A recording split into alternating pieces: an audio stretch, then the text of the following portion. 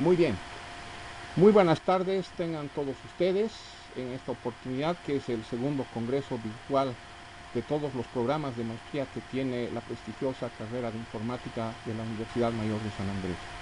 Un saludo muy especial a los distinguidos colegas docentes y todos los maestrantes que han participado en este congreso, tanto en la versión pasada como en la versión de este año. Siempre felicitar estas iniciativas porque de lo que se trata es justamente de gestionar el conocimiento. En esta oportunidad me voy a permitir, acorde a la invitación que me fuera realizada, a exponer algunos temas que están muy de moda en la actualidad. Y concretamente me voy a referir al sector agrícola, en el cual existe ya un gran avance. Muchos países han entrado antes que nosotros en procesos de agrodigitalización y esto se ha venido a complementar con lo que en la actualidad también es un cambio de paradigma dentro del ámbito económico, como es la bioeconomía. Ambas partes integradas hacen una fortaleza increíble para muchos países de la región y en consecuencia, dado que ustedes están en el templo del saber y tienen la oportunidad de ir desarrollando mucho de este conocimiento, van a poder aprovechar algunos de los conceptos que vamos a vertir el día de hoy. Mi presentación la he dividido en tres partes. La primera es justamente hablar sobre la agrodigitalización. La segunda parte es hacer una convergencia hacia lo que es la bioeconomía y juntas ambas vamos a sacar algunas conclusiones.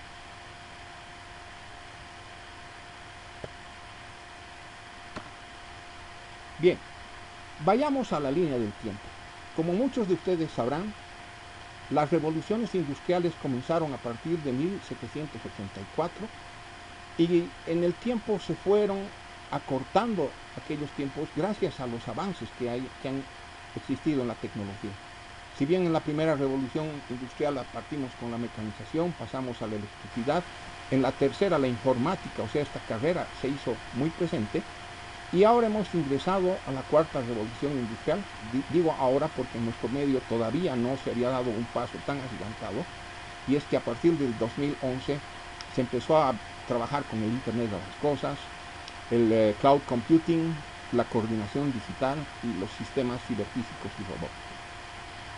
Como ustedes pueden ver en esta línea de tiempo, los tiempos han sido mucho más cortos que en otras revoluciones. Sin embargo, el ámbito tecnológico, y como lo han dicho muy claramente las autoridades, han empezado a revolucionarse a partir de la década de los 70s, 80s en muchas latitudes. Y han comenzado con una revolución en cuanto a la información 1.0 y estamos en lo que se conoce como la revolución 2.0, que lo que está haciendo es ligar la inteligencia artificial con la información. En ese estado del arte no deberíamos descuidar a uno de los motores de todo el desarrollo económico de todas las culturas y de todos los países en el orden. Y justamente es la agricultura, que también tiene su proceso. Podemos hablar de una agricultura 1.0 que empieza a 800 años antes de Cristo, donde el ser humano empieza a conceptualizar cuáles son las herramientas útiles para la actividad. Ya en el siglo XIX aparece el primer tractor mecánico, que es la revolución 2.0, y los años 70 inicia su aparición una de las carreras más nobles, como es la biotecnología, y con eso se define el paradigma de una agricultura 3.0, que lo que buscaba era subir la producción y la productividad. Ya para fines de los 90, en el sector agropecuario, al igual que en la industria, la necesidad de utilizar plataformas digitales, utilizar el Internet de las Cosas, la nube, el Machine Learning y el Big Data se hace mucho más necesario. En nuestro medio hay que ver una diferenciación porque no es que todos hemos avanzado en la misma forma. Y es por eso de que en esta lámina hago una división entre dos visiones de agricultura.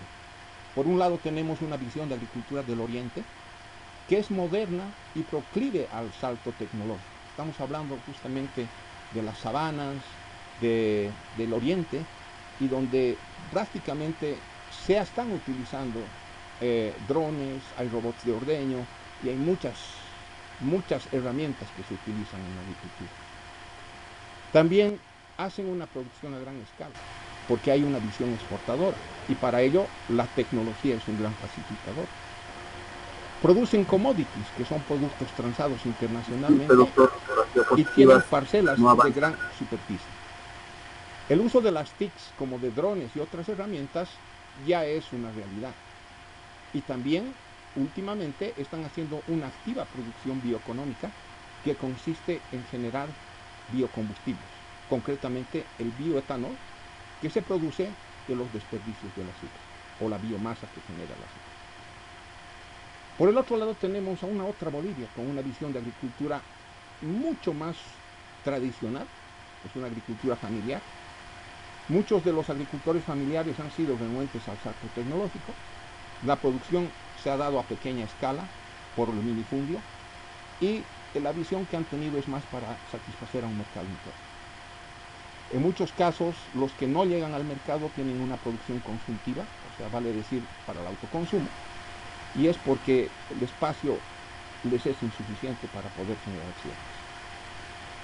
Muchos tienen desconocimiento sobre lo que son los TICs y sus ventajas, las TICs y sus ventajas, y prácticamente tienen poca producción bioeconómica. No es que no se tenga, sino que los agricultores familiares convergen con los agricultores del Oriente, y ahí hay una simbiosis entre agricultores familiares y agricultores extensivos, que lo que hacen es generar ese bioetanol que todos conocemos y que en la pandemia ha sido muy utilizado. Entonces, ¿cuál es el mensaje? Debemos buscar una convergencia de visiones, y esto se va a lograr promoviendo el uso de las TICs para cerrar las brechas digitales. Entonces, aquí nos vamos a enfocar qué hacer en una agricultura 4.0 y por qué. Tenemos que ser realistas. La pandemia nos ha dejado valiosas lecciones. Ya para el 2050 se visiona de que tendríamos que alimentar 9.800 millones de personas al año, y se tendría que tener un producto que satisfaga a esa cantidad de personas. Y no se podría llegar con lo que actualmente se está produciendo. Más o menos tendríamos un déficit entre un 40 y un 20%, lo cual sería un gran problema. Entonces, para ello se tienen que mejorar las prácticas agrícolas, más inteligencia y tener equipos y maquinarias agrícolas automatizadas. Ese ha sido un mensaje que no es nuevo, pero ya se está dejando sentir mucho más después de todo lo que hemos vivido en la pandemia. Entonces ya se conoce el uso de drones, que es básicamente para mapeo, para tener más precisión. Los robots de ordeño, que es para automatizar una mayor frecuencia de ordeño y recolección de leche. El uso de sensores en nanocomputadoras, que es para conocer cuáles son las variaciones climáticas y cómo están los suelos. También hay algunos tractores inteligentes no tripulados, los famosos BANCs, que son parte de la robótica que tienen los agricultores. Y el riego inteligente y automatizado, que lo que permite es utilizar en mejor medida un recurso que es escaso. Entonces, todo ello nos ha llevado a ir a lo que se conoce como la agricultura 4.0. Y eso implica formación, o sea, sin gestión del conocimiento, sin lo que se define como el digital agri, va a ser muy difícil hacerlo. Y para ello, lo que tenemos que hacer es utilizar la información existente en supercomputación, subirla a la nube, hacer análisis de inteligencia artificial, chequear los mapas que podemos tener al alcance gracias a los drones, y hacer tableros de mando integral, que son los dashboards. Con eso, ¿qué es lo que estamos haciendo? Estamos procesando los datos en las redes, justamente en plataformas del Internet de las Cosas. Esto lo podemos conectar con las herramientas, y es el ser humano que tiene que estar capacitado para todo aquello. Se pueden utilizar los satélites, se pueden utilizar los drones, y ahí tenemos nosotros un mapa de cómo está funcionando la agricultura en todos los países que nos circundan. Aquí también, no es que no, en el oriente boliviano ya se ha llegado a esto. Entonces, acá les quiero mostrar, porque como estamos en un evento de informáticos, cómo es una plataforma tecnológica para la transformación digital en el sector agrícola. ¿Cómo podemos innovar en la agroindustria?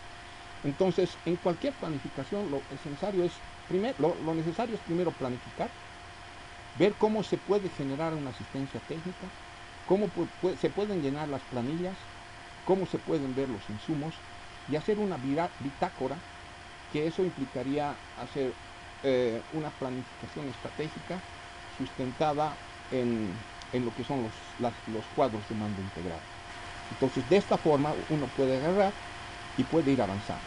En planificación pueden ver ustedes acá cómo se planifica. Podemos utilizar tablas Excel o varias de las herramientas y estaríamos viendo qué pasa con la productividad, qué pasa con las máquinas y qué pasa con las planillas. Al mismo tiempo, podemos estar analizando la asistencia. ¿La asistencia dónde? En campo, que implica tener más claridad. Ustedes pueden ver ahí un mapa donde se puede estar supervisando en tiempo real y de forma activa el campo. Ahí podemos ver la trazabilidad de labores y todo lo que la actividad conlleva. En asistencia se puede evitar retrasos visualizando la disponibilidad de máquinas. Cuando son superficies muy grandes, tenemos que tener el control y obviamente estas herramientas así lo permiten. Sí. En asistencia también se pueden escanear. Doctor Quiroga. Adelante. ¿Me escucha? Hola. No se está viendo la presentación bien. Hola, hola. ¿Aló? Sí. Doctor, no se está viendo bien la presentación. No se está moviendo. Voy a dejar de compartir entonces, permítanme un segundo.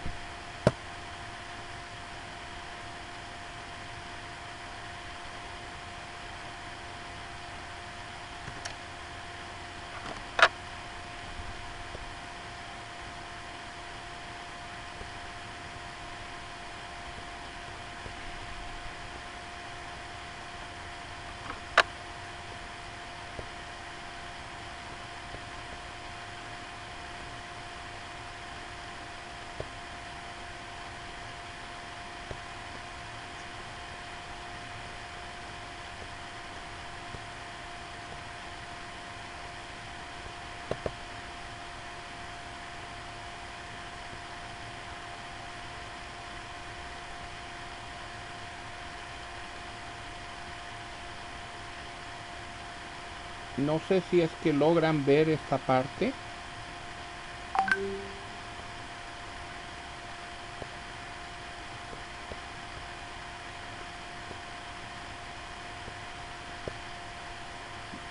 No todavía.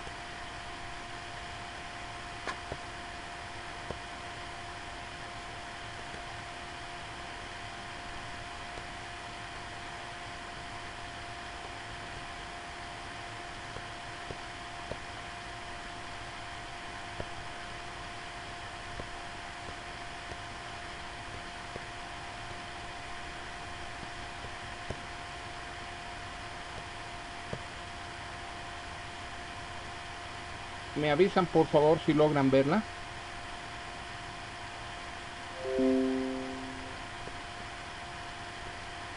Hola, buenas. Sí. Ya, yo no la voy a agrandar la pantalla para evitarme el problema que hace un momento acaban de mencionar. No sé en qué parte de la presentación se cortó la transmisión o la vuelvo a comenzar de cero porque justamente son las 17:00 y podríamos volver a iniciar.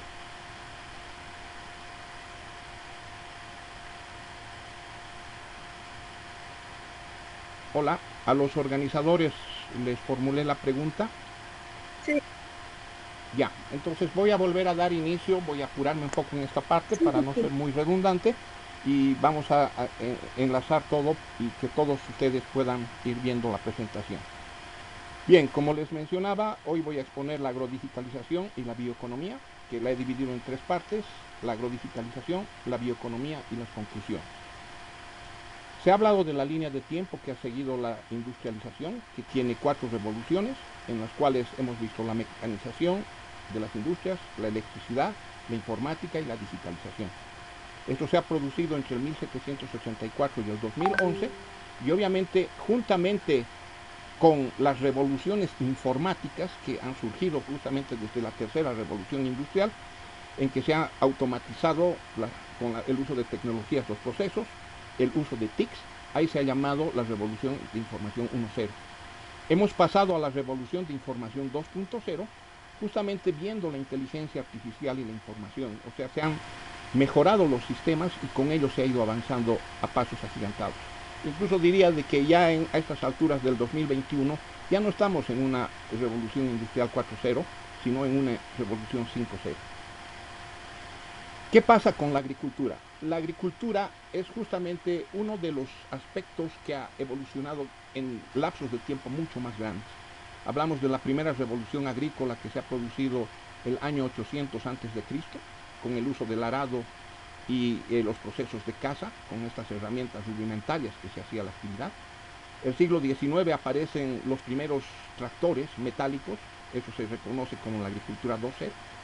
Los años 70 nace una ciencia Nobel como es la biotecnología para mejorar los procesos productivos y también la producción.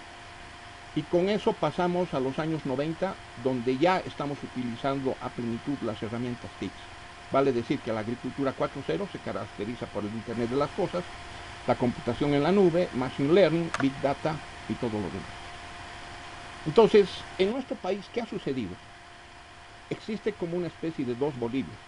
Por un lado, la visión agrícola del Oriente, en la que sí hay una agricultura extensiva, moderna y proclive al salto tecnológico. La producción es a gran escala, con una visión exportadora. Se producen commodities que son demandados a nivel internacional y para lo cual se necesitan parcelas de gran superficie. También el uso de TICs como drones y otras herramientas tecnológicas y una activa producción bioeconómica que se ha ido dando en los últimos años para la producción de biocombustibles. Todo eso surge aprovechando los desperdicios o la biomasa que genera el sector azucarero. Por el otro lado, existe también una agricultura familiar que es tradicional y renuente al salto tecnológico, aunque eso está cambiando en estos últimos tiempos. La producción es pequeña, a pequeña escala, y la visión que se tiene es estrictamente de mercado interno. Y aún así no es suficiente porque terminamos comprando productos de contrabando o todo lo que nuestros países vecinos tienen como excedente. También hay una producción consuntiva que genera el predominio de los minifundios. Eso significa que muchos agricultores no se autoabastecen y obviamente todo lo que producen es para comer. Por último, el desconocimiento en el uso de las TICs, que esto obviamente ha provocado una especie de brecha tecnológica, pero que estamos seguros que en algún momento, y como hemos visto, gracias a los jóvenes, se puede superar. Hay poca producción bioeconómica, no es que no exista, lo que sucede es que muchos agricultores familiares cooperan con los productores que están en el oriente y obviamente hacen un encadenamiento y con eso se produce el bioetanol. Entonces, ¿qué es lo que se necesita? Buscar la convergencia de estas dos visiones y esto se va a lograr promoviendo el uso de TICs para el cierre de las famosas brechas digitales. ¿Cómo se hace una agricultura 4.0? ¿O para qué? Ustedes saben muy bien que al 2050 van a haber 9.800 almas que alimentar en el mundo y solo se va a tener un 60 u 80% de alimentos para ellos. Entonces ese es un gran problema. Entonces, ¿qué es lo que se está viendo? Vamos a tener que utilizar tecnología. Y eso implica uso de drones para hacer mapeo, para robots de ordeño, para generar, para regular las frecuencias de ordeño y recolección de la leche, uso de sensores en nanocomputadoras para medir la temperatura, para medir inclusive lo que pasa con los insectos, tractores inteligentes o vans, vehículos autónomos no tripulados, que también son una otra especie de robots, y riego inteligente y automatizado, entendiendo que el agua es escasa a nivel mundial y que se le tiene que dar el mejor uso. Entonces, en todo este andamiaje, la agricultura 4.0 precisa de formación que se conoce como la Digital Agri. Eso es utilizar supercomputación, utilizar almacenamiento en la nube, en grandes cantidades de información, Big Data, inteligencia artificial, redes neuronales, todo aquello, mapas y balance scorecards o dashboards, que son donde se ponen todos los resultados en términos de cuadros de mando para tomar decisiones. ¿Qué se hace con esa información? Esa información está compuesta a base de datos y con eso se arman redes y plataformas de Internet de las cosas. Y como ustedes pueden ver en la gráfica, de lo que se trata es de ir uniendo cada una de las partes. El núcleo central es el ser humano, que tiene que conocer todo esto, y también se puede integrar con algunas herramientas que son los satélites, los drones, etc. Entonces, dado que estamos en esta oportunidad con informáticos, he preparado una presentación como para ellos, entendiendo que la transformación digital ya está presente y hay plataformas muy ávidas para el uso de agricultores. Entonces, esto nos ayudará a ver cómo innovar en la agroindustria.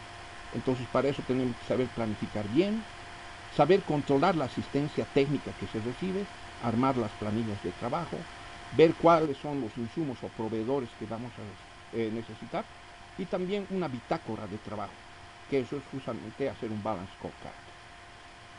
Entonces, en planificación, ¿qué es lo que necesitamos hacer? Tenemos que planificar y medir ¿qué? La productividad, lo que hacen las máquinas y las planillas. Entonces, como ustedes pueden ver, es una suite tecnológica que genera valor a la actividad. Y obviamente esto es lo que estas plataformas ya ofrecen a muchos agricultores. Sobre todo, viendo el análisis de Bolivia, a los que están localizados en el oriente. Por el otro lado, también tenemos que ver qué pasa con la asistencia en campo, porque no necesariamente se puede tener control sobre todo, entendiendo que en la agricultura las superficies son demasiado grandes. Entonces, para tener más claridad, se tiene que hacer una mejor supervisión y más activa en campo. Eso implica ver con la suite tecnológica de valor la trazabilidad de valor. También en asistencia se evitan retrasos, visualizando la disponibilidad de las máquinas. Como ustedes pueden ver en los gráficos, se puede ir identificando los lugares, se puede tener un tema de tiempo y se pueden tener alarmas para ver qué está sucediendo en el campo. También en asistencia nosotros podemos tener códigos QR donde se puede estar viendo qué está pasando con esa asistencia en campo. Y se pueden tener además otras herramientas para ver cómo está funcionando la asistencia en campo. Entonces, cuando hablamos de inversión, porque hay que cuidar la inversión, usar tecnología no es fácil y tampoco es muy barato. Entonces, esa inversión tiene que maximizarse, o sea, se maximiza ese capital de trabajo. Y para ello, tienen que haber pues algunos elementos que permitan hacer esa maximización. Eso significa que los recursos que se disponen sean bien utilizados. Es una máxima económica. También hay que ver qué pasa con los insumos. Hay que ver cuáles de estos insumos son dominantes, o sea, son los costos más relevantes en las operaciones agropecuarias. Hay que planificar el abastecimiento y hay que saber controlar los inventarios. Finalmente, estas plataformas, como hemos dicho, son cuadros de mando integrales, o sea, integran los dashboards para la toma de decisiones. Y ahí ven ustedes las salidas, o sea, se puede ver cómo está la productividad, cuánto es el costo de producción por hectárea, o en su defecto podemos ir viendo otras informaciones. En todo ello hay 10 recomendaciones que existen a nivel mundial para acelerar la digitalización. Eso implica de que todos tienen que ser actores y como alguien lo señalaba en los momentos de la inauguración de este congreso, se tiene que armonizar entre actores las actividades. Entonces la transformación digital no va a ser hecha solo por unos. Tienen que haber unos modelos de triple hélice o quíntuple hélice, y aquí solamente me voy a permitir mencionar lo siguiente. Las instituciones públicas, ¿qué tienen que hacer? Lo primero, reducir las barreras regulatorias y la burocracia, promoviendo lo que se conoce como el Digital Single Market. Lo segundo es desarrollar el ecosistema digital a través de la financiación y soporte a las empresas. Tercero, impulsar el capital humano digital y atraer y retener el talento digital. Cuarto, incrementar los flujos de datos abiertos. Eso es muy importante. Y quinto, continuar digitalizando los procesos del gobierno. Ustedes me dirán, pero eso en Bolivia todavía estamos muy rezagados. No lo crean. Hay muchas cosas en las que hemos ido avanzando y obviamente de lo que se trata es de ponernos de acuerdo. Por el otro lado tenemos a las empresas, quienes tienen que ser capaces de utilizar las plataformas que acabo de mostrar. Si lo hacen, pueden definir una estrategia digital integral y utilizar modelos de innovación abierta. Pueden proporcionar herramientas digitales a los empleados, o sea, enseñarles a manejar cómo se utiliza la información y qué se hace con ella. Educar también a sus clientes en todo lo que es la digitalización para incentivarlos a entrar en esa transición. Si esto hubiéramos tenido esta oportunidad de hacerlo con tiempo, la pandemia no nos hubiera dado los golpes que nos ha dado. Y por último, invertir en infraestructura de sistemas y en ciberseguridad. ¿Qué pasa con los individuos, la gente de a pie, la sociedad civil? Tiene que reeducarse, también prepararse para un salto tecnológico, para ingresar al mundo digital. Yo creo que todo este esquema se ha resumido en la pandemia. Todos los actores han tenido que reaccionar un poco a palos, no quedaba otra. La gente, los analfabetos digitales que sobraban en este mundo, a la mala tuvieron que entrar a este salto tecnológico. Y lo hemos visto. Hasta los patrones de consumo todo cambió. ¿Y qué es lo que la gente buscaba en esos momentos tan álgidos? Comida, o sea, los alimentos y medicamentos. Entonces, van muy relacionados con todo lo que estoy explicando. Entonces, ahí tenemos que ver qué es la verdadera transformación de los sistemas agroalimentarios. Como ustedes pueden ver, vamos a empezar con esos dos muñequitos que se supone que son los asistentes técnicos. O sea, la gente que conoce y puede brindarle soporte al agricultor. Entonces, ya no están yendo al campo así como se hacía antes, sino están utilizando ahí, si pueden ver ustedes, un teléfono celular o una tablet. Entonces, ellos ya no están necesariamente yendo. Prácticamente pueden incluso hacer una asistencia remota. ¿Qué está pasando con el agricultor? Él puede estar con la misma tablet pidiendo auxilio. Si se le está presentando una plaga, consultar. ¿Qué hago? Hay esta plaga, saca una foto y ver qué pueden decirle quienes le van a asistir.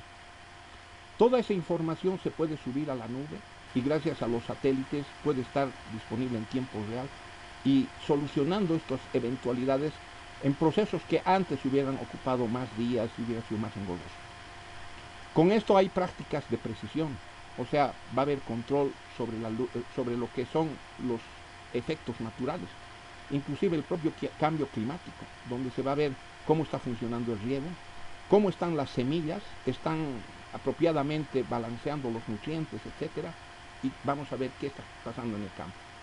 Entonces, todos estos datos y todas esas praxis también generan otra información que va a poder prepararnos con datos de experiencia para mejorar toda la actividad. Entonces, como ustedes pueden ver con esta gráfica, ha cambiado el mundo agropecuario. Y ahí podemos ver de que también hay estos famosos componentes de agrodigitalización. Tenemos que hacer hincapié que son los organismos internacionales como la propia FAO, la propia institución en la que tengo el honor de servir, que nos hemos preocupado de estos componentes. Estos son agricultura de precisión, que lo que busca es tener imágenes aéreas y sensores conectados al Internet de las cosas en pequeñas nanocomputadoras, de ser posible. También una agricultura digital, que lo que está buscando es tener tecnologías impulsadas por la cuarta revolución industrial, lo que ya hemos visto. Agricultura climáticamente inteligente, más adelante les voy a mostrar qué hemos hecho acá en Bolivia. Y la biotecnología agrícola moderna, que lo que es mejorar una variedad de instrumentos que se emplean a nivel científico para comprender y manipular la estructura genética de organismos que están vivos. Con estos componentes de agrodigitalización vamos a lograr la transformación digital. ¿Y eso qué implica? Utilizar mejor el Internet de las cosas, el Machine Learning, el Cloud Computing y el Big Data. Entonces, no habría la necesidad de hablar de principios si es que todo fuera tan fácil. Pues no lo es. Cuando estamos hablando de agricultura, estamos hablando de materia que está viva.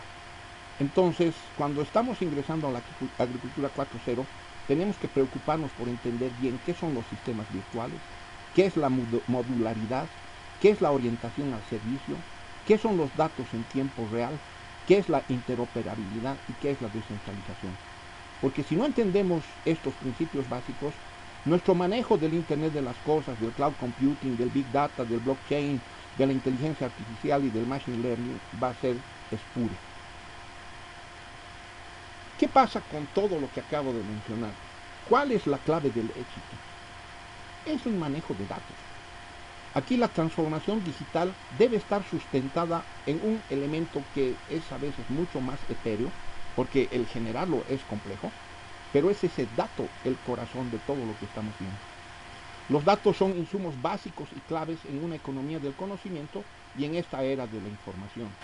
Entonces, esta transformación digital, esta agrodigitalización, supone una reinvención y un cambio cultural que afecta a los procesos, procedimientos, hábitos y comportamientos de la gente. Eso no significa que va a ser fácil. A toda esa gente que vive en el occidente le está costando o le va a costar, pero no necesariamente se va a tener que quedar como está, porque si eso sucediera, prácticamente muchos estarán condenados a tener muchas restricciones. No debe tomarse esto como una estrategia para ganar competitividad solamente, sino como una adaptación que resultará imprescindible para la supervivencia del ser humano, mucho más si vemos o tenemos la visión al 2050, donde estamos en peligro de extinguirnos si no tenemos alimento. Entonces, los datos ya se han traspasado varias barreras. Ahí en esta gráfica vemos de que la agricultura, sea en ruso, sea en chino, en francés, en cualquiera de los idiomas que están ahí escritos, es la misma. Hacer la actividad prácticamente es, o sea, no hay diferencia. Lo único que va a cambiar en cualquier parte del orbe es la interoperabilidad y la accesibilidad a los datos. En los países más desarrollados tenemos una gráfica de este tipo. Ellos están permanentemente conectados con los satélites. Sus vehículos autónomos no tripulados tienen una gráfica como la que vemos ahí. Acá en Bolivia ya hemos empezado a montar los primeros nanocomputadores, como ven en la parte izquierda abajo. También ya se está tomando mejor los datos de los cambios climáticos. Ahí tenemos algunas herramientas que están vinculadas a la ganadería. Ahí ven ustedes que el ganado es controlado, y para ver la trazabilidad incluso se pueden montar chips en el mismo ganado. También tenemos otras máquinas, otros vehículos que se están ensayando diferentes a los drones. Y en fin, todo esto es el avance que existe en la agricultura. Y quiero provocaros a ustedes que son del mundo informático. En nuestro país, la mayoría de ustedes ha estado tal vez un poco ausente para ir generando estos trajes a medida. No necesariamente se tienen que generar los datos como estamos viendo acá. Podemos hacerlo gradualmente o podemos ir adaptando las herramientas acorde a las necesidades y cómo se vayan dando en el sector. Entonces, ¿a qué quiero llegar como una primera conclusión? Las tecnologías digitales combinadas ofrecen enormes posibilidades a la matrix, o sea, al origen de las economías, y se puede hablar de una agricultura más inteligente. Entonces, para eso, ¿qué es? Estamos hablando de 8 pasos. Generar datos, generarlos bien, limpiar esos datos, almacenarlos. No se lo puede hacer en cualquier ordenador, hay que hablar necesariamente de la computación en la nube. Hay que interpretar los datos, hay que saberlos modelar. Ahí yo quiero ser enfático. Muchos colegas del área informática no conocen lo que es la econometría, que es una de las herramientas que manejamos los economistas, pero que sirven mucho para hacer interpretación de la realidad. También se tienen que tomar decisiones, o sea, una vez que se tiene un modelo, esto sirve para ir calibrando las decisiones, y por último implementarlas y actuar en el medio. Ese es el modelo de negocio de una agricultura 4.0, no es otra cosa. Pero si uno quiere ser todavía aún más preciso, para eso se necesitan cosas. O sea, no es que lo vamos a hacer porque tenemos a disposición todo. Necesitamos el núcleo, que es la conectividad y la capacidad computacional. Si no existen las herramientas, bien difícil hacerlo. Para eso tienen que estar dotados los equipos de sensores y capaces de generar modelos de información. Las plataformas tienen que también venir con algoritmos Ahora ya estamos trabajando con gente en el Paraguay que está desarrollando esto. Y también tener actuadores, o sea, vehículos autónomos. En otras palabras, necesitamos una planificación para la decisión. Necesitamos operar y controlar estos vehículos, muchas veces autónomos y no tripulados, y monitorear la información para que sea predecible. Entonces, haya cambiado mucho de lo que era la sustancia de la agricultura como se la veía anteriormente. De los datos pasamos a la información, de la información pasamos a tomar decisiones y esas decisiones se amparan en la modelística. O sea, mucha estadística, mucho uso de matemáticas y de todo lo que viene acompañando a la ciencia. Me felicito de estar con mis amigos de informática porque sé que son una rama de la ciencia pura y con eso podemos aprovechar mejor nuestras herramientas. Entonces, cuando hablamos de los cultivos, lo que vamos a ver es qué pasa con el cambio climático. Si monitoreamos esto, se pueden mitigar los efectos de este flagelo. Por el otro lado, mejorar las condiciones del suelo, o sea, tanto de las enfermedades, de las plagas, la erosión que existen en los campos, etc. Para eso, ¿qué es necesario? Poder ir generando esa base de datos, esos datos in situ, a través de nanocomputadores o de los medios, tener las alertas necesarias, porque cuando viene la información en bruto no sirve para nada. Cuando está procesada sí podemos tomar decisiones y esas decisiones nos pueden permitir generar lo que en el mundo agropecuario significa mejor rendimiento y mejor productividad. Acá tienen ustedes una estadística que es del observatorio de AgTech que genera, o del Big Lab que se genera en el Banco Interamericano, y donde vemos de que la agricultura en general usa tecnología, pero no es una tecnología de última generación. ¿Quiénes son los que usan una tecnología más sofisticada? Los cultivos extensivos. Y eso no es más que el 11.6% aquí en América Latina. En alimentos, bebidas y cuidado natural 6.8%, en bioenergía 0.7%, en ganadería 11.8%, tal vez lo más fuerte. Cultivos permanentes 8.5%, forestación 1.5%, pesca y piscicultura 0.9%, cultivos de especialidad 0.4%, hortalizas frescas 2.8%. Entonces, en emprendimientos especializados solo usamos el 45% de la tecnología, no es como muchos pensaban. Y en los emprendimientos no especializados se está utilizando un 55%. Parecería algo contrastante, algo que no se puede creer, pero lo que sucede es de que la tecnología entra en todos los eslabones de la cadena productiva y eso se ve acá. Cuando tenemos una cadena de valor agroalimentaria más conocida como supply chain, tenemos que ver qué pasa en el campo, qué va a pasar donde el proveedor, qué va a pasar con el fabricante, qué va a pasar con el distribuidor, qué pasa con el vendedor y qué pasa con el consumidor. Entonces, en todos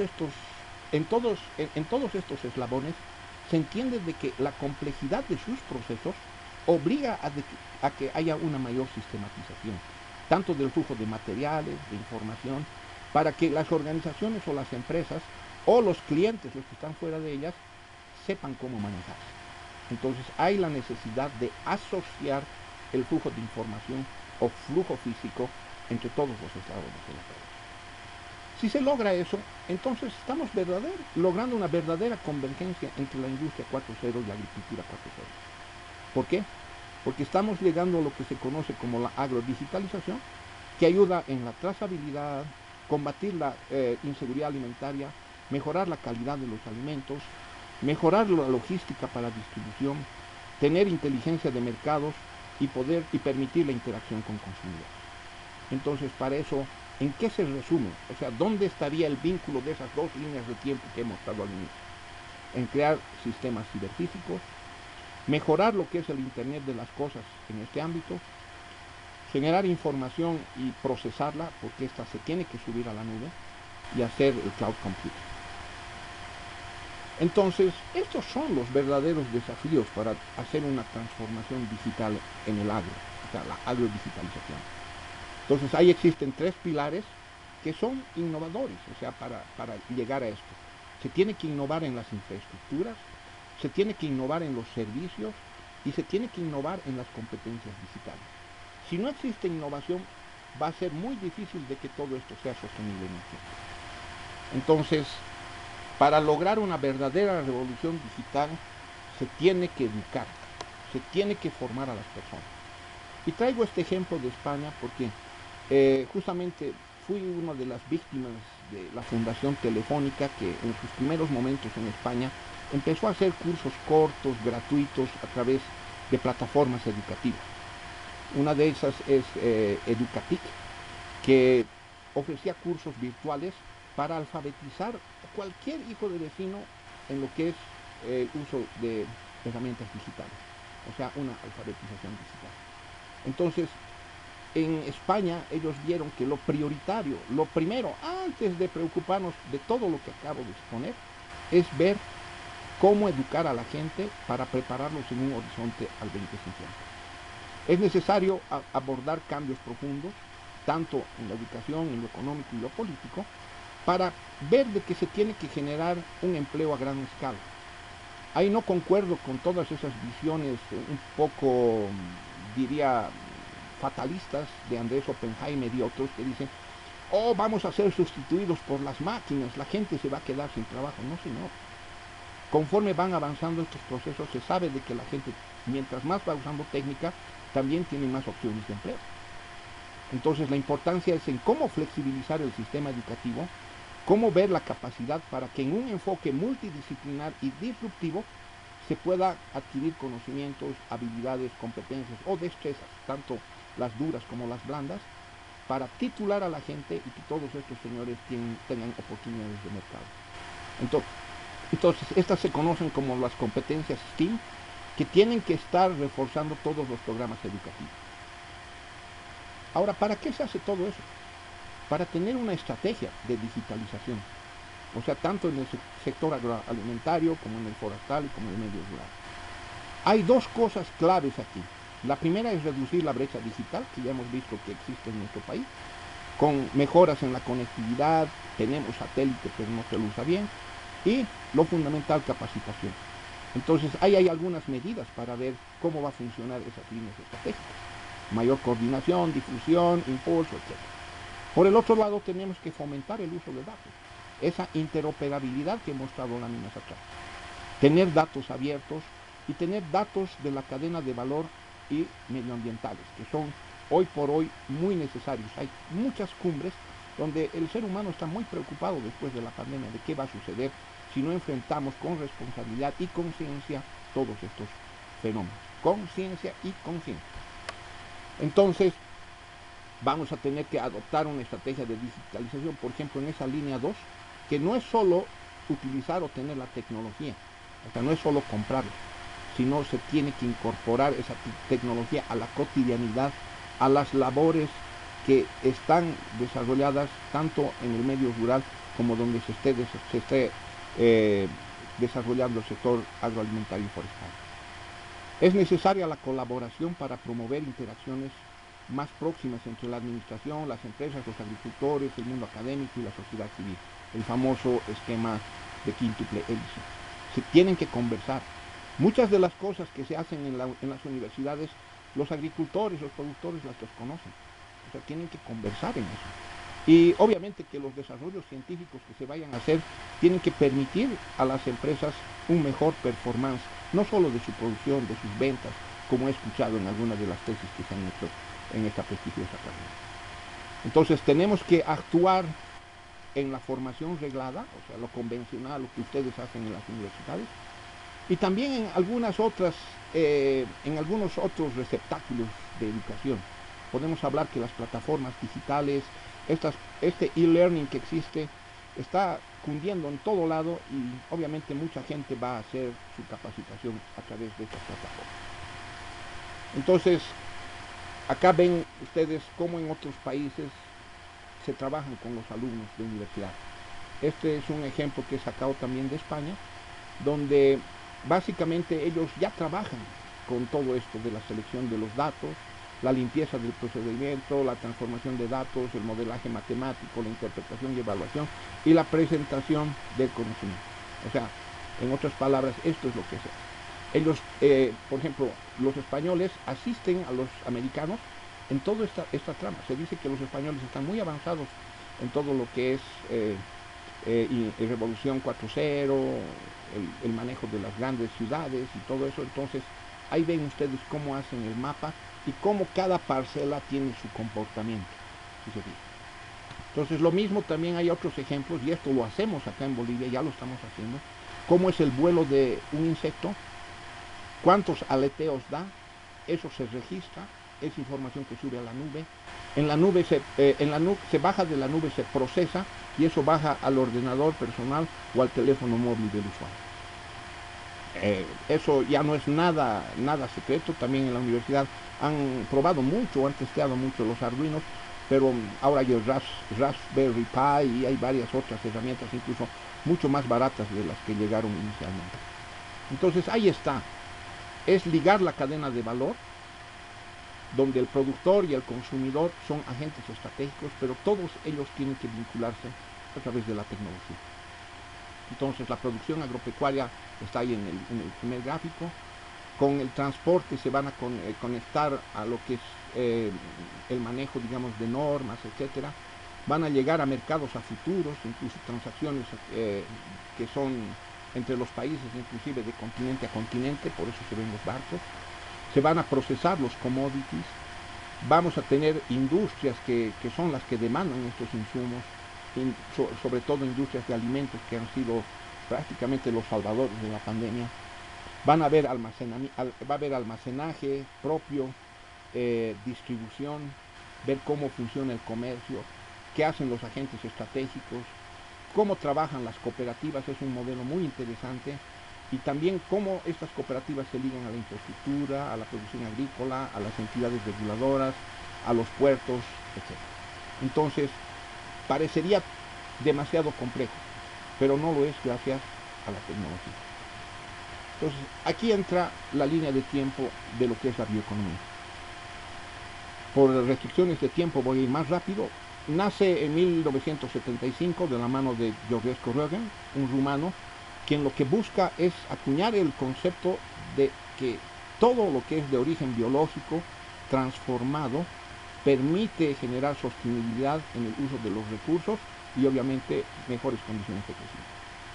La Unión Europea el 2005 mejoró esto diciendo de que la bioeconomía se basa en el conocimiento y todo lo que es la evolución de la biología molecular, o sea, mucho más científico. El 2009 la OCDE habló de que la biotecnología que estaban haciendo contribuye en gran medida a la producción económica. En el Summit o el Encuentro Global de Bioeconomía realizado en Alemania el 2018, se habla de que la producción sostenible y uso de todos los recursos biológicos permitirá introducir, no sé, casi en todas las áreas productivas que hay en una economía. Y el 2019 mi oficina generó esta definición: utilización intensiva de conocimientos en recursos, procesos, tecnologías y principios biológicos para la producción sostenible de bienes y servicios en todos los sectores de la economía. Acá tienen ustedes cómo se comporta la bioeconomía. Se dicen de que es un motor para la seguridad alimentaria, la reactivación socioeconómica y la lucha contra el cambio climático. Esos son los leitmotivs. ¿Por qué? Porque generan empleo, ingresos y cadenas productivas. O sea, todo lo que hemos visto que pasa en el agro, acá se lo empieza a manejar más tecnológicamente y se van generando nuevas cadenas de valor. En términos de seguridad alimentaria, de lo que se trata es de producir más y mejor alimento, reducir las pérdidas y mejorar la seguridad y calidad de los alimentos. También entramos a esquemas de competitividad y obviamente de lo que se trata es de que no toda la gente abandone el campo, sino que se den mayores oportunidades para que la gente vuelva al campo.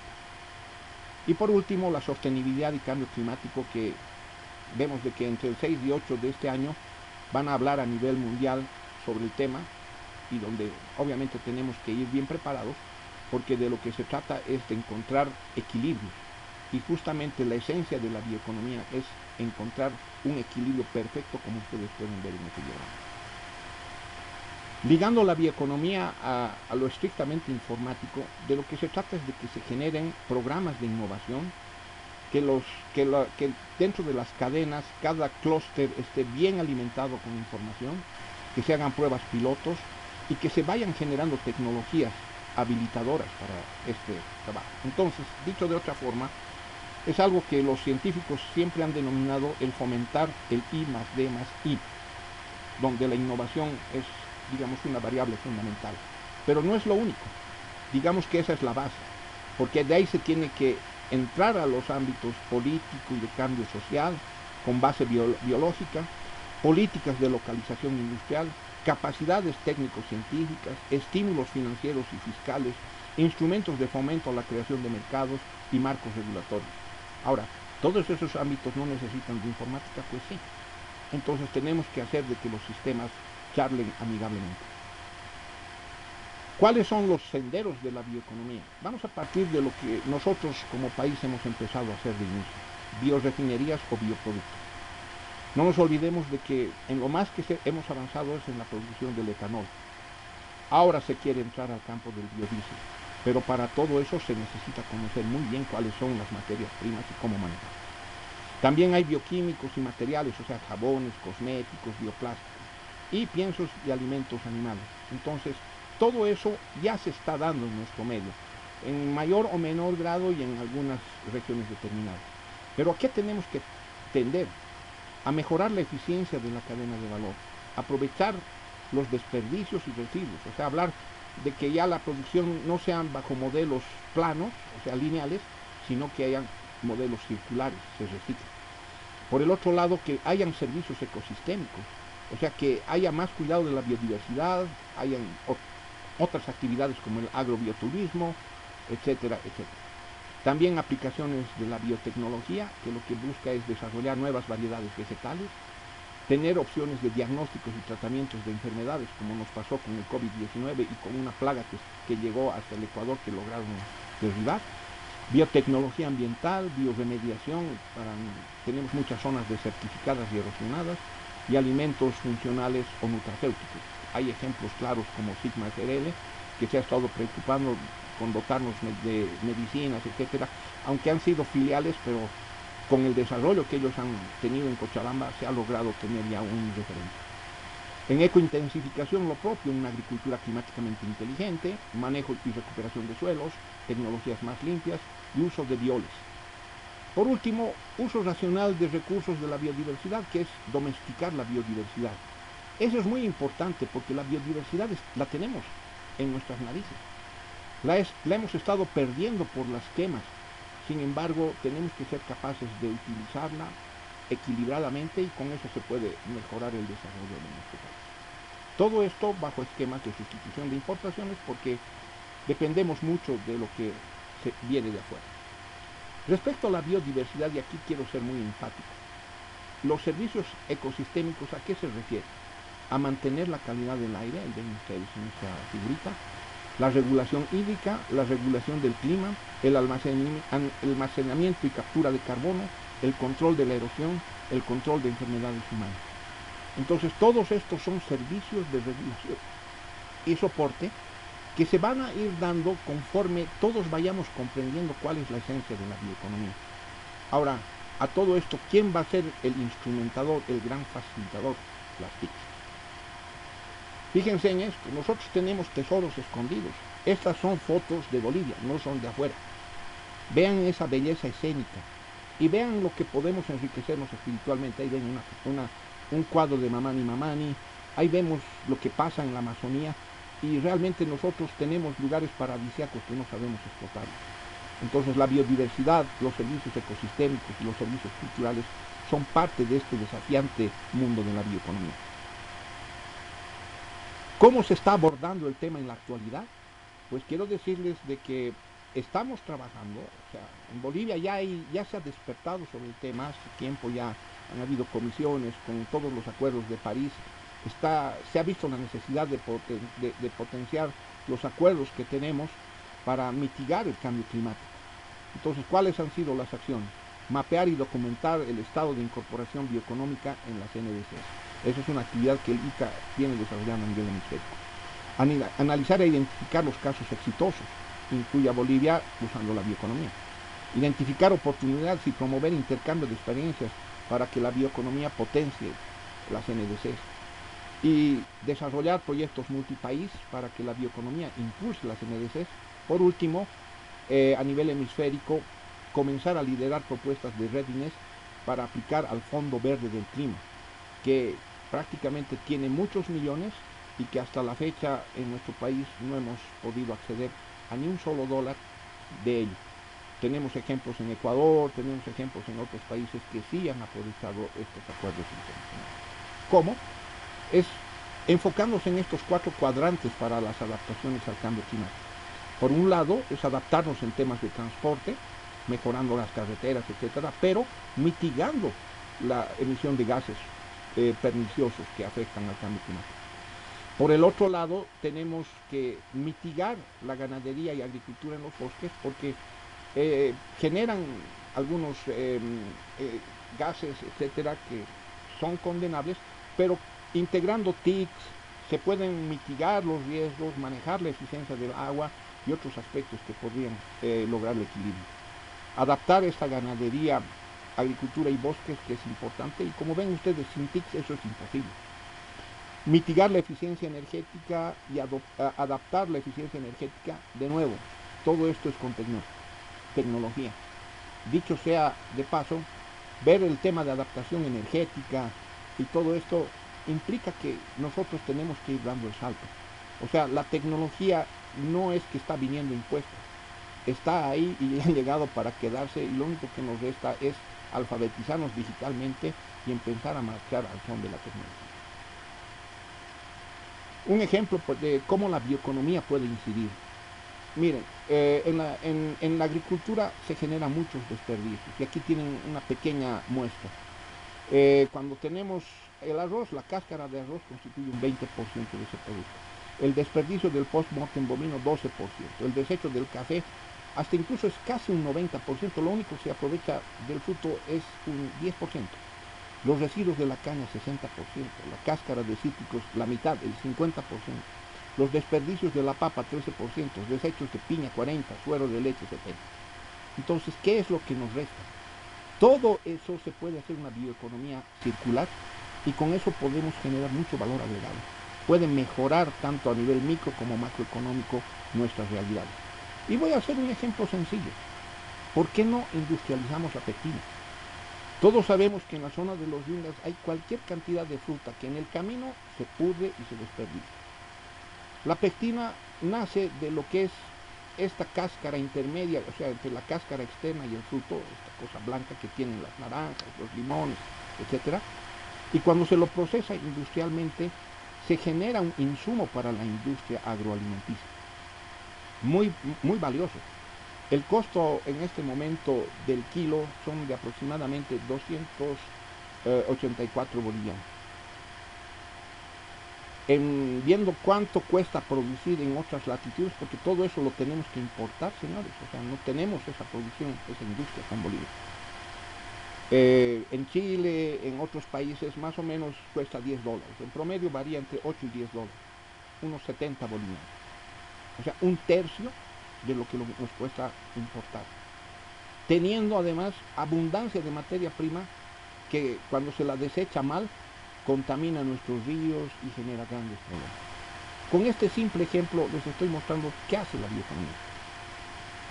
Ahora, yéndonos a un plano más institucional, en el ICA se ha avanzado mucho. Hemos terminado un proyecto que se llama Papa, Familia y Clima, que hemos desarrollado en Bolivia, Perú y Ecuador, que ha sido financiado por Euroclima Plus y ha sido ejecutado conjuntamente socios como el Centro Internacional de la Papa. ¿Qué hemos buscado? La convergencia de saberes ancestrales, porque justamente hemos atacado ese nicho, a ese segmento del mercado agrícola donde están esas familias que eran renuentes al campo. Hemos trabajado en localidades como Patacamaya y Sicacica y se les ha enseñado de que la tecnología no es adversa, es facilitadora y va a ser mucho más resiliente al cambio climático. Entonces, en parcelas demostrativas se han empezado a utilizar fertilizantes y plaguicidas naturales, más conocidos como bioles. Se les ha enseñado cómo se tienen que seleccionar las semillas nativas. Estábamos perdiéndolas. Ustedes saben de que Bolivia ha sido un centro de origen de papa, pero obviamente que nunca hemos tenido la oportunidad de demostrarlo. somos centros de origen de varios productos nativos, los mismos que porque no es demandado se van perdiendo en el tiempo. Otras prácticas complementarias ya conocidas, se ha enseñado incluso a tener un sello diferenciador, donde una papa climáticamente inteligente es pues más grande, más vistosa, más uniforme, más etcétera, etcétera. Y lo último, también hemos contribuido en generar una red social agrícola. Esta es una herramienta digital, a la par del Facebook, a la par del WhatsApp. El ICA Bolivia ha generado una GreenApps, que eso es nuestra novedad, y ojalá que ustedes también empiecen a investigar, porque en todo esto se tiene que sumar esfuerzos. Para que ustedes puedan ver cómo era el uso de violes, fíjense, en las parcelas demostrativas los agricultores han empezado a utilizar o a fumigar sus predios con estos violes. ¿Qué ha sido la conclusión? La gente estaba feliz. ¿Por qué? Porque habían 2 niños seguidos, o sea, el cambio climático era tan atroz que podían haber perdido toda su cosecha. Con este nuevo conocimiento, ellos lo que han logrado es sortear el cambio climático. En cuanto a la GreenApps, y esto les va a interesar mucho a ustedes, esta es una red social agrícola cuyos artífices han sido nuestro actual representante del ICA en Bolivia, el doctor Santiago Vélez León, quien juntamente con el responsable del área de sistemas del ICA, que es el licenciado Horacio Ramírez, han desarrollado esta plataforma que sirve para fortalecer la gestión del conocimiento especializado en la agricultura. ¿En qué consiste? En que todos los que se hacen miembros de esta red social, como está tan de moda los TikToks, bueno, ya pasaron los YouTubers, pero la mayoría de los estudiantes lo que hacen es tratar de mostrar conocimiento o hacer estos videos para despertar algún interés o para compartir conocimiento. Entonces se dirige a productores, estudiantes, investigadores, profesionales, instituciones, asociaciones y empresas que comparten sus experiencias y conocimiento tradicional y científico. Con videos cortos, con un formato de fácil acceso, a través de esta plataforma, y anótense la dirección, ustedes prácticamente pueden estar integrados en un Facebook agrícola, por decirlo menos. Entonces, estamos avanzando, no estamos tampoco en cero. Acá ustedes pueden ver lo que son las nanocomputadoras. Fíjense esa foto que muestra que es la mitad de un billete de 20 bolivianos. Si le dotamos de todos los nodos que son necesarios, vamos a poder generar información. Ahí tienen ustedes todos los componentes que se precisan. Cuando equipamos un Raspberry como los que tenemos en la oficina, vamos a lograr generar la información, la vamos a subir a la nube. Nuestra nube no está instalada ni siquiera en Sudamérica, utilizamos un convenio con la IRD, una Cloud Computing Center en Francia, y de ahí baja la información que luego tienen nuestros beneficiarios en un smartphone, en una laptop. Para ponerles un ejemplo, se pueden hacer modelos predictivos de las plagas en los cultivos. Entonces hay una relación directa entre los insectos y la temperatura. Cuando sube la temperatura hay pues apareamiento. El monitoreo del microclima implica ver cómo combatir estas plagas. Entonces se tienen que medir las dinámicas poblacionales, se puede hacer el control de hembras, se puede aprovechar todas estas nuevas tecnologías para llegar a ese objetivo. Entonces la realidad de estos sistemas productivos andinos ya está expuesta. Y no es que la gente es renuente per se. Lo que sucede es de que en el pasado se les hablaba de asistencia técnica, se les entregaba algo y no se seguía capacitando a la gente para que realmente lo utilice. Como el adagio que dice, hay que enseñar a pescar. Entonces, con estas herramientas ya se está empezando a ver cómo se puede mejorar la agrometeorología, cómo se puede sustituir grandes estaciones meteorológicas y tener algo muy casero, muy a la mano que está en los propios predios, y no con una visión solamente de la cultura extensiva, sino de esas pequeñas parcelas de agricultura familiar. Van a haber muchos impactos por el cambio climático y lo que se hace es con todas estas herramientas tecnológicas mitigarlos. Entonces ahí tenemos que ver los rangos de cobertura geográficos, hay que ver cómo realmente se comportan estos insectos planta, ver cómo invaden estas plagas, cómo migran, y etcétera, etcétera. Ahí tienen el ejemplo del Raspberry, que lo volvimos esta cajita que ya está con todos sus componentes y que están instaladas en algunos puntos focales, tanto en la oficina, en el ICA, en la UNSA, en PROINPA, en la UPEA, en la UTB y en la EM. Entonces ahí ven en el demo, cada información se va produciendo cada segundo. Son miles de millones de datos, imposibles de almacenar acá en Bolivia. Entonces con eso ya podemos ir dando el salto tecnológico. Conclusiones. Con la pandemia quedó más que demostrado que la tecnología fue clave para sortearlo. Demanda gestionar el conocimiento de todos, una alfabetización digital. De igual forma, la bioeconomía llegó y es para quedarse. La bioeconomía es un eslabón que une lo filosófico, por ejemplo, tenemos en la Constitución el vivir bien, con un nuevo modelaje productivo. Y esto tiene que ser proclive a enfrentar los flagelos como la inseguridad alimentaria, los cambios climáticos y otros grandes retos de estos tiempos. Es clave que la convergencia de las TICs con los saberes ancestrales se dé para potenciar la producción agrícola que sea capaz de satisfacer nuevas demandas que se gestaron en el mundo y jalar al resto de la economía. Eso implica cumplir con esos nuevos patrones de consumo que se han ido instaurando y que pueden al mismo tiempo ser capaces de mitigar los impactos del cambio climático. La bioeconomía puede reducir la huella ambiental de los sistemas alimentarios, promoviendo la sustitución de combustibles fósiles, por ejemplo, u otros insumos que las industrias alimenticias precisan, como el ejemplo que se les ha mostrado. También la bioeconomía tiene impactos positivos en la productividad total de los factores que pueden estabilizar los precios agrícolas. Y también se podría evitar el contrabando, porque hay contrabando porque no tenemos suficiente producto. Todo ello usando las TIC. La bioeconomía permitirá a América Latina y el Caribe posicionarse en nuevas industrias de alimentos, salud y nutrición, además de aprovechar de manera sostenible la biodiversidad, mejorar los ingresos y condiciones de vida de los actores.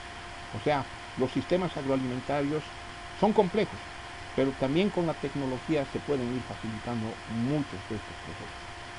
Se debe trabajar junto a todos los actores para conceptualizar y construir las políticas, estrategias e inversiones requeridas, aprovechando las potencialidades que la bioeconomía ofrece. O sea, Bolivia es el séptimo país más mega diverso del mundo. ¿Y qué estamos haciendo con ello? Bueno, tampoco se trata de explotar o sobreexplotar por hacerlo. Se tiene que estar amparado en un esquema de gobernanza bioeconómica que considerando la transversalidad de las TICs, evite que se cometan excesos. Por último, fusionar la convergencia tecnológica, que es la eficiencia y la agregación de valor de los sistemas alimentarios, con una nueva forma de industrialización integral de la biomasa, que no necesariamente se va a hacer en las ciudades, porque ¿dónde está la materia prima? ¿Dónde está esa basura, entre comillas, orgánica? En los territorios rurales. Ahí se puede atraer a los jóvenes migrantes para que además, usando tecnología, utilizando sus celulares, utilizando las computadoras, vuelvan al campo y allá puedan modelar el vivir bien con esa bioeconomía, con esas TICs, librándonos o saliendo de ese eurohomocentrismo que muchas veces ha sido impuesto y pasemos a un biocentrismo, que es hacer una economía, utilizar ciencias de la vida. Esa es la propuesta, señores. Me siento muy honrado de haber estado en esta conferencia y les dejo este mensaje. La agrodigitalización, al igual que la bioeconomía, han llegado para quedarse. Muchas gracias.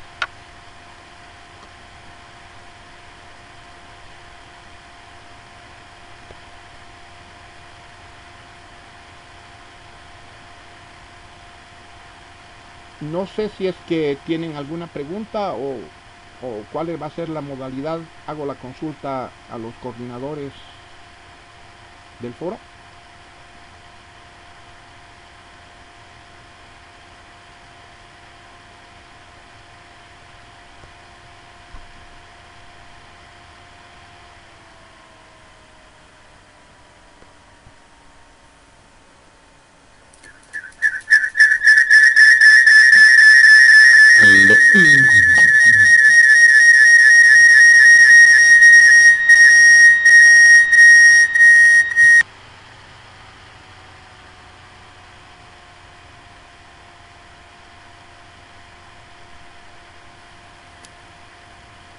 Hola, buenas noches, doctor. Parece que no hay preguntas. Ah, ya, perfectamente entendido.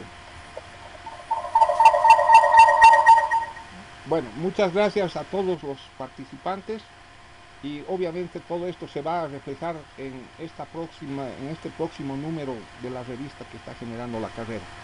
Muchas gracias a todos y que tengan muy buenas tardes. Muchas gracias.